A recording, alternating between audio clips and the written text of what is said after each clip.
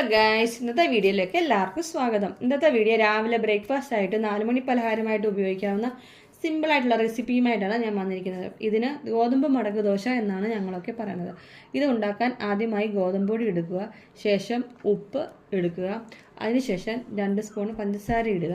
പഞ്ചസാര ഇടുന്നത് കുഞ്ഞുങ്ങൾക്ക് ആ ദോശയുടെ അരി ഒന്നും കഴിക്കാൻ സാധ്യതയില്ല.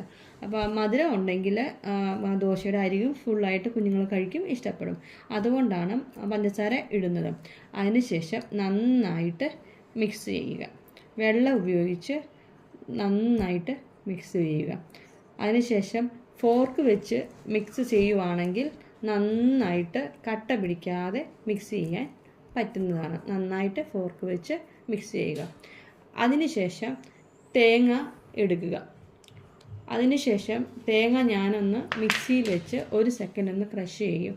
കാരണം തേങ്ങ അല്ലാതെ ക്രഷ് ചെയ്യാതെ ഇടുവാണെങ്കിൽ അതിനകത്ത് ഇങ്ങനെ ചെറിയ തേങ്ങയ്ക്കകത്ത് ചെറിയ ചെറിയ തേങ്ങ കഷ്ണങ്ങളൊക്കെ കാണും. അതൊക്കെ കുഞ്ഞുങ്ങളുടെ തൊണ്ടയിൽ കുരുങ്ങി അത് ചുമയ്ക്കാൻ ഇടവരും. അതിനാലാണ് അങ്ങനെ മിക്സിയിൽ വെച്ച് 1 സെക്കൻഡ് ക്രഷ് ചെയ്യുന്നത്.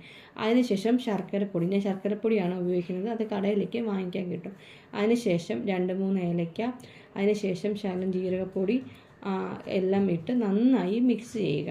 അതിനുശേഷം ദോശക്കല്ല് അടുപ്പത്ത് വെക്കുക. ഈ കല്ല് വളരെ നല്ലതാണ്. ആരെങ്കിലും വാങ്ങാൻ ഉദ്ദേശിക്കുന്നുണ്ടെങ്കിൽ ഇത് വാങ്ങിക്കുന്നത് നല്ലതാണ്. ഇതിൽ ദോശയൊക്കെ ചുടുമ്പോൾ നല്ലൊരു പ്രത്യേക ടേസ്റ്റാണ്. അതിനുശേഷം ബ്രഷ് ഉപയോഗിച്ച് എണ്ണ പുരട്ടുക. അതിനുശേഷം ദോശ ചുട്ടെടുക്കാവുന്നതാണ്.